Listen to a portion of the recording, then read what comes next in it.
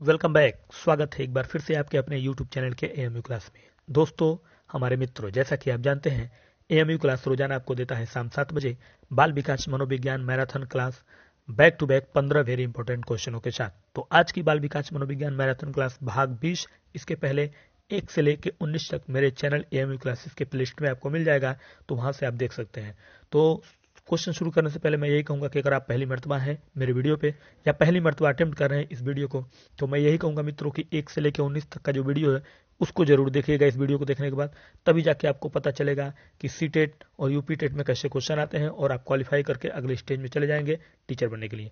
तो चलिए शुरू करने से पहले मैं ये कहूंगा कि चैनल पर नए हैं तो सब्सक्राइब करिए, बेल आइकन दबाइए ताकि आगे का नोटिफिकेशन मिलता रहे।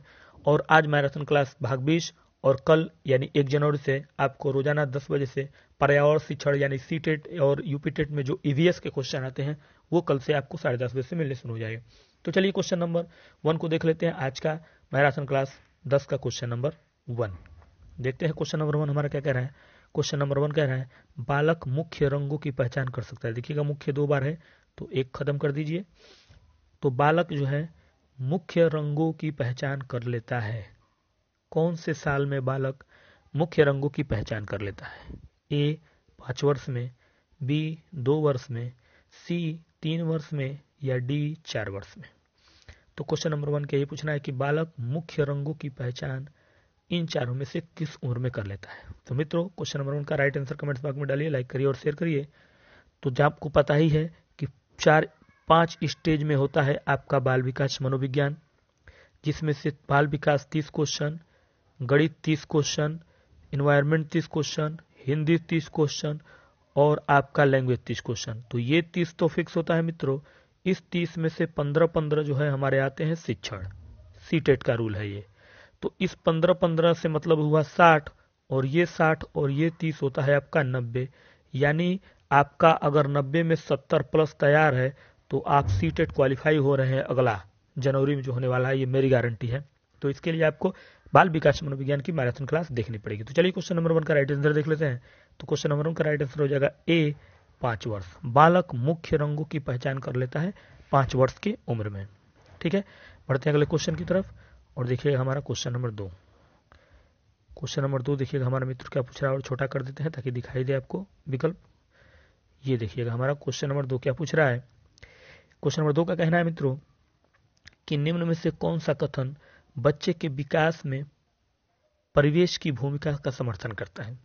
इन चारों विकल्प में से बच्चे के विकास में परिवेश की भूमिका का समर्थन करता है कौन सा ऑप्शन। ए कुछ शिक्षार्थी सूचनाओं का जल्दी प्रकरण करते हैं जबकि उसी कक्षा के अन्य विद्यार्थी ऐसा नहीं कर पाते। बी पिछली कुछ दशाब्दियों में बुद्धि लाभांक परीक्षा में शिक्षार्थियों के औसत प्रदर्शन से लगातार वृद्धि हुई है। सी एक समान जुड़वा बच्चे जिनका लालन पालन भिन्न घरों में हुआ है उनकी बुद्धि लब्धि 0.75 के समान उच्च है। या डी शारीरिक रूप से स्वस्थ बच्चे अक्सर नैतिक रूप से अच्छे पाए जाते हैं। तो इन चारों में से एक कौन सा ऐसा कथन सही है जो बच्चे के विकास के परिवेश की भूमिका का समर्थन करता है। क्वेश्चन नंबर 2 का हमारे यही पूछना है। तो फटाफट कमेंट बॉक्स में कमेंट करिए, लाइक करिए, शेयर करिए। और मित्रों अगर पहली मर्तबा हैं आप सी टेट में और यूपी टेट में तो आपको इस क्लास से जुड़ जाना चाहिए। वेरी इंपॉर्टेंट क्लास की मैराथन क्लास रोज चलती है। 1 से लेके आज का 20 मिल रहा है, 1 से लेके 20 तक दिया जा चुका है। तो चलिए क्वेश्चन नंबर 2 का राइट आंसर देख लेते हैं। तो क्वेश्चन नंबर 2 का राइट आंसर हो जाएगा मित्रों 20 द राइट आंसर। पिछली कुछ शताब्दियों में बुद्धि लब्धि परीक्षा में शिक्षार्थियों की औसत जो है प्रदर्शन के लगातार वृद्धि हो रही है। ठीक है, तो यही समर्थन करता है बच्चे के विकास में परिवेश की भूमिका का। तो चलिए बढ़ते हैं अगले क्वेश्चन की तरफ और देखिएगा हमारा क्वेश्चन नंबर 3 क्या पूछ रहा है। क्वेश्चन नंबर 3 का हमारे पूछ रहा है मित्रों एक बालक जिसकी बुद्धि लब्धि यानी IQ 105 है उसकी स्वीकृति वर्गीकृत किया जाएगा, यानी वो किस कैटेगरी में आएगा ये पूछ रहा है।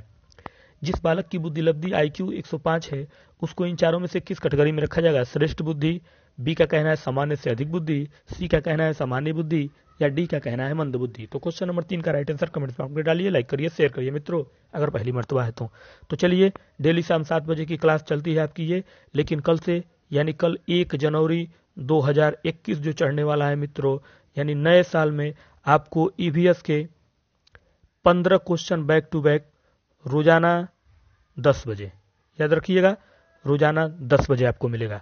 तो चलिए क्वेश्चन नंबर 3 का राइट आंसर देख लेते हैं। क्वेश्चन नंबर 3 का राइट आंसर हो जाएगा मित्रों सी इज द राइट आंसर, सामान्य बुद्धि। यानी बुद्धि लब्धि बालक की 90 से लेके 105 ओज के करीब जो होती है वो है सामान्य बुद्धि के बालक की कैटेगरी। ठीक है, बढ़ते हैं अगले क्वेश्चन की तरफ। क्वेश्चन नंबर 4 देखिएगा मित्रों। क्वेश्चन नंबर 4 हमारा क्या पूछ रहा है, खाली स्थान ने बालक के प्राकृतिक विकास पर प्रभाव पर बल डाला। यानी कि बालक के प्राकृतिक विकास के होगा, यहां पे देखिएगा के प्रभाव पर बल दिया। बालक के प्राकृतिक विकास के प्रभाव पर बल दिया। ए मॉन्टेसरी, बी सेगुइन, सी बर्क या डी बिनेट ने।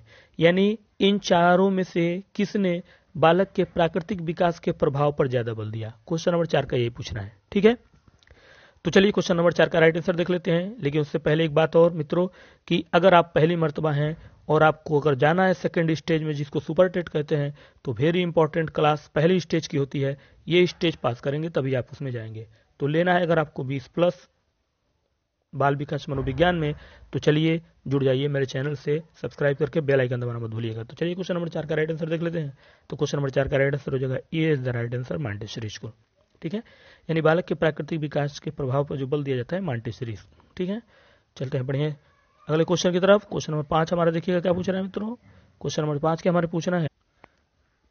तो मित्रों क्वेश्चन नंबर 5 का हमारे क्या पूछना है, क्वेश्चन नंबर हमारा 5 पूछ रहा है सीखने की प्रक्रिया को प्रभावित करने वाला कारक। यह जो सीखने की जो प्रक्रिया है उसको प्रभावित करने वाला कारक इन चारों में से कौन सा है। ए अनुकरण, बी प्रशंसा एवं निंदा, सी प्रतियोगिता या डी ये सभी। तो सीखने की प्रक्रिया यानी अधिगम जो है उसको सीखने को प्रभावित करने वाला कारक इन चारों में से कौन सा है। क्वेश्चन नंबर 5 का यही हमारे पूछना है। तो चलिए फटाफट जुड़ जाइए मित्रों। अगर पहली मर्तबा है तो प्लीज चैनल को सब्सक्राइब करिएगा और बेल आइकन दबाना मत भूलिएगा ताकि आगे आपको जो है नोटिफिकेशन मिलता रहे। ठीक है, जो भी वीडियो दिया जाएगा इससे संबंधित। तो चलिए क्वेश्चन नंबर 5 का राइट आंसर देख लेते हैं। तो क्वेश्चन नंबर 5 का राइट आंसर हो जाएगा डी सभी। क्या है, सीखने की प्रक्रिया को प्रभावित करने वाला जो कारक है वो अनुकरण भी है, प्रशंसा और निंदा भी है और प्रतियोगिता भी है, इसलिए D is the right answer question number 5 का। चलते हैं बढ़ते हैं अगले क्वेश्चन की तरफ। क्वेश्चन नंबर 6 देखिएगा हमारा क्या पूछ रहा है। क्वेश्चन नंबर 6 हमारा पूछ रहा है मित्रों ए बायोग्राफिकल स्केच ऑफ इन्फेक्ट किसने लिखी। और बायोग्राफिकल स्केच ऑफ इन्फेक्ट एक बुक का नाम है, किसने लिखा। प्रेयर ने, बी सिन ने, सी डार्विन ने या डी स्टर ने। ठीक है, ये बुक जो है मनोवैज्ञानिक बुक है और इस मनोवैज्ञानिक बुक को किस मनोवैज्ञानिक ने लिखा है। ठीक है, यही पूछ रहा है। और बायोग्राफिकल स्केच ऑफ इन्फेक्ट किसने लिखी, क्वेश्चन नंबर 6 का यही पूछना है। तो चलिए क्वेश्चन नंबर 6 का राइट आंसर देख लेते हैं। लेकिन कमेंट लाइक करना मत भूलिएगा और क्लास आपको कैसी लगती है कमेंट जरूर करिएगा मित्रों। और अगर अच्छी लगती है तो लाइक करना मत भूलिएगा और शेयर करना मत भूलिएगा। ठीक है, तो चलिए शुरू करते हैं। क्वेश्चन नंबर 6 का राइट आंसर देख लेते हैं। तो क्वेश्चन नंबर 6 का राइट आंसर हो जाएगा सी डार्विन ने। किसने लिखी। और बायोग्राफिकल स्केच ऑफ इन्फेक्ट किसने लिखी, डार्विन ने लिखी। बढ़ते हैं अगले क्वेश्चन की तरफ और देखिएगा हमारा क्वेश्चन नंबर 7। क्वेश्चन नंबर 7 हमारा क्या पूछ रहा है मित्रों। क्वेश्चन नंबर 7 हमारे पूछना है कि निम्नलिखित में से कौन सा सिद्धांत यह दर्शाता है कि अपेक्षित व्यवहार के सन्निकट सकारात्मक प्रतिक्रिया तथा पूर्णबल के फलस्वरूप व्यवहारात्मक विकास किया जा सकता है। इन चारों में से कौन सा जो है सिद्धांत यह दर्शाता है कि अपेक्षित व्यवहार के सन्निकट सकारात्मक प्रतिक्रिया तथा पुनर्बलन के फलस्वरूप व्यवहारात्मक विकास किया जा सकता है। ए शास्त्रीय अनुबंधन सिद्धांत में, बी वाद अनुबंधन में, सी ऑपरेट अनुबंधन में और डी सामाजिक अनुबंधन में। तो क्वेश्चन नंबर 7 का यही पूछना है। तो चलिए फटाफट राइट आंसर डालिए। क्वेश्चन नंबर 7 का राइट आंसर क्या हो जाएगा। और मित्रों पहली मर्तबा है तो याद रखिएगा आपको मिस नहीं करना है। जो पहली बार सीटेट और या यूपी टेट में बैठ रहे हैं, जो पहली बार सीटेट और यूपी टेट में बैठ रहे हैं उनको मिस नहीं करना है, वरना वो बहुत पछताएंगे क्योंकि उनको अभी समझना भी है क्वेश्चन को, पहली मर्तबा है तो। ठीक है, तो चलिए एडमिट कार्ड जब आएगा तो मैं उसके बारे में बता दूंगा कि किस तरह से आपको लैंग्वेज को संभाल कर रखना है, क्योंकि वहां अक्सर बच्चे गलती कर देते हैं। तो चलिए क्वेश्चन नंबर 7 का राइट आंसर देख लेते हैं। तो क्वेश्चन नंबर 7 का राइट आंसर हो जाएगा सी ऑपरेट अनुबंधन। ठीक है, चलिए बढ़ते हैं अगले क्वेश्चन की तरफ। क्वेश्चन नंबर 8 देखिएगा। क्वेश्चन नंबर 8 हमारा क्या पूछ रहा है। क्वेश्चन नंबर 8 हमारा पूछ रहा है जब शिक्षार्थियों को समूह में किसी समस्या पर चर्चा का अवसर दिया जाता है तब उसके सीखने का वक्र कैसा होता है। यानी कि शिक्षार्थी हैं, उनको समूह में रखा गया और समूह में कोई समस्या दी गई, चर्चा करने के लिए अवसर दे दिया गया उनको उस समूह में, तब उनका जो सीखने का वक्र है वो क्या होता है। स्थिर रहता है, अवनत होता है, समान रहता है या बेहतर होता है। बताइए क्वेश्चन नंबर 8 का राइट आंसर क्या हो जाएगा। ठीक है, सीखने का वक्त, जैसे कि आपने फिगर में देखा होगा कुछ इस तरह से फिगर बना होता है, उसमें कई फिगर बना होता है। एक बना होता है ऐसे सीधा चला गया वक्र, एक बना होता है ऐसे आपका ऐसे गया, और एक होता है बना हुआ है ऐसे जाके ऐसे गिर गया। ठीक है, तो ये सीखने का वक्र को, फिगर को ये दर्शाता है। तो इस तरह के बात वो पूछ रहा है कि सीखने का वक्र कैसा होता है अगर समूह में किसी समस्या को बच्चे को चर्चा के लिए छोड़ दिया जाए तो क्वेश्चन नंबर 8 का राइट आंसर क्या हो जाएगा। क्वेश्चन नंबर 8 का राइट आंसर हो जाएगा डी, बेहतर होगा। बिल्कुल बेहतर होगा। चर्चा में जब उसे समस्या दे दी जाएगी तो उसके सीखने का वक्र बेहतर होगा, यानी ये जो फिगर चल रहा है ऊपर बढ़ता जाएगा। ठीक है, चलिए बढ़ते हैं क्वेश्चन नंबर 9 की तरफ। क्वेश्चन नंबर 9 देखिए क्या पूछ रहा है। पियाजे तथा वायुगास्की के अनुसार, यानी पियाजे और वायुगास्की के अनुसार एक रचनात्मक कक्षा कक्ष में अधिगम कैसा होना चाहिए। ए, शिक्षक द्वारा पुनर्वलन किया जाता है, यानी पियाजे और वायुगास्की के अनुसार एक रचनात्मक कक्षा कक्ष में अधिगम शिक्षक द्वारा पुनर्वलन किया जाता है। बी, शिक्षार्थियों द्वारा स्वयं सृजित किया जाता है जो एक सक्रिय भूमिका निभाते हैं। या सी, शिक्षक द्वारा लिखवाया जाता है तथा शिक्षार्थी निष्क्रिय प्राप्तकर्ता होते हैं। या डी, उद्दीपक तथा अनुक्रिया को जोड़ने से होता है। तो पियाजे और वायुगास्की के अनुसार, यानी दोनों ने जो कहा कि एक रचनात्मक कक्षा कक्ष में अधिगम इन चारों में से कैसा होना चाहिए। ठीक है, यही क्वेश्चन नंबर 9 का हमारे पूछना है। तो चलिए क्वेश्चन नंबर 9 का राइट आंसर देखते हैं। तो क्वेश्चन नंबर 9 का राइट आंसर हो जाएगा मित्रों B is the right answer. B, शिक्षार्थी द्वारा स्वयं सृजन किया जाता है जो एक सक्रिय भूमिका के रूप में निभाते हैं। ठीक है, बढ़ते हैं अगले क्वेश्चन की तरफ। क्वेश्चन नंबर 10 देखिएगा। क्वेश्चन नंबर 10 हमारा क्या पूछ रहा है। पूछ रहा है कि किसके अनुसार बालक का विकास आनुवांशिकता तथा वातावरण का गुणनफल होता है। यानी इन चारों में से किसने कहा था कि जो बालक का विकास है वो आनुवांशिक और वातावरण का क्या होता है, गुणनफल होता है। तो क्वेश्चन नंबर 10 का राइट आंसर कमेंट्स बॉक्स में डालिए। ए, वुडवर्ड, बी, गैरेट, सी, हालैंड या डी, थॉर्नडाइक। किसने कहा कि बालक का विकास आनुवांशिक और वातावरण का गुणनफल है। क्वेश्चन नंबर 10 का ये पूछना है। ठीक है, तो मित्रों पहली मर्तबा है तो फटाफट जुड़ जाइए, और आपको एकदम जुड़ना चाहिए क्योंकि आप ही सबसे ज्यादा मिस करेंगे वहां पे, और जब आप मिस करेंगे तो सुपर टेस्ट में आपकी एंट्री नहीं मिलेगी। तो 2021 आपके लिए खूबसूरत पल बने, इसके लिए आपको जो है ज्वाइन करना पड़ेगा क्लास, ताकि आप जो है 2021 में एक नए टीचर के रूप में अपने आप को साबित कर सकें। ठीक है, तो चलिए क्वेश्चन नंबर 10 का राइट आंसर देखते हैं। तो क्वेश्चन नंबर 10 का राइट आंसर हो जाएगा ए, वुडवर्ड ने बोला कि बालक का विकास आनुवांशिक और वातावरण का गुणनफल होता है। बढ़ते हैं क्वेश्चन नंबर 11 की तरफ। देखिएगा क्वेश्चन नंबर 11 हमारा क्या पूछ रहा है। क्वेश्चन नंबर 11 हमारा पूछ रहा है मित्रों, जड़ बुद्धि वाले बालक का IQ कितनी होती है, यानी बुद्धि लब्धि जिसको बोलते हैं। जड़ बुद्धि का जो बालक होता है उसकी IQ इन चारों में से कितनी होती है। 11 से 120, बी 81 से 110, सी 71 से 80 या डी 71 से कम। तो जड़ बुद्धि का बालक इन कैटेगरी में से चारों में से किस में आता है, क्वेश्चन नंबर 11 का ये पूछना है। तो मित्रों भूलिएगा मत, 1 जनवरी यानी कल से, 1 जनवरी यानी कल से 2021 जो चढ़ रहा है नए साल का, वहां पे मैं आपको EVS के यानी पर्यावरण शिक्षण जिसको बोलते हैं उसके 15 क्वेश्चन बैक टू बैक देने वाला हूं सुबह 10 बजे से। रोजाना सुबह 10 बजे आपको वो भी मिलेगा जिस तरह से बाल विकास मनोविज्ञान मैराथन मिला है। ठीक है, तो चलिए क्वेश्चन नंबर 11 का राइट आंसर देखते हैं। तो क्वेश्चन नंबर 11 का राइट आंसर आपका मित्र हो जाएगा D is the right answer. 71 से कम वाले जो बालक होते हैं उनका IQ जो होता है उनको जड़ बुद्धि में रखते हैं। ठीक है, बढ़िए अगले क्वेश्चन की तरफ और लीजिए क्वेश्चन नंबर 12। क्वेश्चन नंबर 12 देखिएगा हमारा क्या पूछ रहा है। क्वेश्चन नंबर 12 का हमारे पूछना है भाषा अवबोधन से संबंध विकार, यानी भाषा अवबोधन से जो संबंधित विकार है उसको क्या कहते हैं। भाषाघात, बी चालाघात, सी पठन वैकल्प्य या डी वाक्य संबंध रोग। तो भाषा में अगर अवबोधन हो रहा है तो वो किस विकार से संबंधित, आपके भाषा बोलने में अगर अवबोधन हो रहा है तो किस प्रकार का विकार है, इन चारों में से यही क्वेश्चन नंबर 12 का पूछना है। तो मित्रों प्लीज सब्सक्राइब करके बेल आइकन दबाना मत भूलिएगा। ठीक है, सब्सक्राइब करके बेल आइकन दबाना मत भूलिएगा मित्रों, ताकि आपको नोटिफिकेशन रोजाना मिलता रहे, क्योंकि आपके पास समय नहीं है। अब जनवरी और फरवरी इन्हीं 2 महीनों में 2 टेट होने वाले हैं, और इसमें से एक भी आपका निकला तो आप सुपर टेट के लिए एंट्री करते हैं, अगर दोनों नहीं निकला तो फिर आपका पछतावा बहुत होने वाला है। तो पछताइए नहीं, इसके लिए AMU क्लास ज्वाइन कीजिए। रोजाना आपको कल से EVS के क्वेश्चन 10 बजे मिलना शुरू हो जाएगा, 15 क्वेश्चन। ठीक है, तो क्वेश्चन नंबर 12 का राइट आंसर देखते हैं। तो क्वेश्चन नंबर 12 का राइट आंसर हो जाएगा ए भाषाघात। उसको क्या कहेंगे, भाषागत। भाषा अवबोधन के विकार में जो यानी भाषा अवबोधन से जो संबंध होता है उसको हम भाषागत कहेंगे। बढ़ते हैं अगले क्वेश्चन की तरफ। क्वेश्चन नंबर 13 देखिएगा हमारा क्या पूछ रहा है।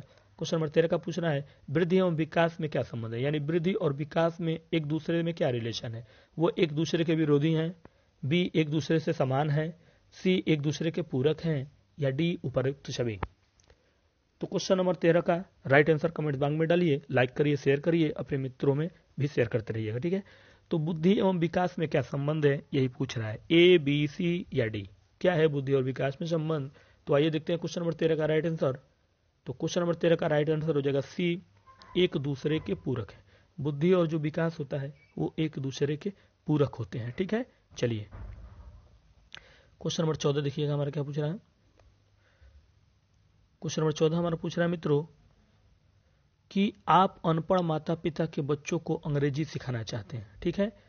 अनपढ़ माता पिता हैं लेकिन उनके बच्चों को आप अंग्रेजी सिखाना चाहते हैं, तो ए आप बच्चे से अंग्रेजी में बात करेंगे एक टीचर के रूप में, बी आप बच्चे को अंग्रेजी में बोलने के लिए मजबूर करेंगे, सी आप बच्चे की मातृभाषा में बोलने से रोकेंगे, या डी आप उसे मातृभाषा की सहायता से अंग्रेजी सिखाने का प्रयास करेंगे। मतलब अनपढ़ माता पिता हैं लेकिन उनके बच्चे को अंग्रेजी सिखाना चाहते हैं आप, यानी वो चाहते हैं कि हमारा बच्चा अंग्रेजी सीखे, तो एक शिक्षक के रूप में आप इन चारों में से क्या करेंगे, यही क्वेश्चन नंबर 14 का हमारे पूछना है। तो उम्मीद करते हैं आपको क्वेश्चन भी समझ में आ गया होगा। तो चलिए क्वेश्चन नंबर 14 का राइट आंसर देखते हैं। तो क्वेश्चन नंबर 14 का राइट आंसर क्या हो जाएगा मित्रों, D is the right answer. आप उसे मातृभाषा की सहायता से अंग्रेजी सिखाने का प्रयास करेंगे। जाहिर सी बात है, बच्चा अगर 1 से लेकर 5 के बीच का है तो उसको मातृभाषा में ही पढ़ाया जाता है, और नई शिक्षा नीति में भी यही लागू हुआ है, ठीक है। बढ़ते हैं अगले क्वेश्चन की तरफ। और क्वेश्चन नंबर 15 आज के इस वीडियो का आखिरी question, back to back marathon class भाग 20 का आखिरी क्वेश्चन पूछ रहा है हमारा मित्रों कि स्फूर्ति अवस्था कहा जाता है। स्फूर्ति अवस्था इन चारों में से किसे कहा जाता है, शैशवावस्था, किशोरावस्था, प्रौढ़ावस्था या बाल्यावस्था। किस अवस्था को स्फूर्ति अवस्था कहा जाता है, ये क्वेश्चन नंबर 15 पूछ रहा है। तो मित्रों आपको पता है कि अगर आप पहली मर्तबा सीटेट अटेम्प्ट कर रहे हैं या यूपी टेट, तो आपको जुड़ जाना चाहिए, क्योंकि अगर सेकंड स्टेज में आपको जाना है तो वेरी इंपॉर्टेंट स्टेप यही आपको पार करना है, जिससे सीटेट या यूपी टेट कर दे। तो चलिए क्वेश्चन नंबर 15 का राइट आंसर देख ले। क्वेश्चन 15 का राइट आंसर हो जाएगा D is the right answer, बाल्यावस्था। स्फूर्ति अवस्था क्या होती है, बाल्यावस्था। तो मित्रों कैसे लगी आज की हमारी वीडियो, कमेंट्स बॉक्स में जरूर बताइएगा। और अगर आप चैनल पर नए हैं तो प्लीज़ चैनल को सब्सक्राइब करके बेल आइकन दबा लीजिएगा, ताकि आगे का नोटिफिकेशन आपको मिलता रहे। तो दोस्तों आज के लिए दीजिए इजाजत, कल फिर मिलेंगे आपको 1 जनवरी से बिल्कुल नए साल के रूप में एक नए क्वेश्चन के साथ, नए सीरीज के साथ, जिसको EVS कहते हैं, पर्यावरण शिक्षण के 15 क्वेश्चन इंपॉर्टेंट लेके। तब तक के लिए नमस्कार।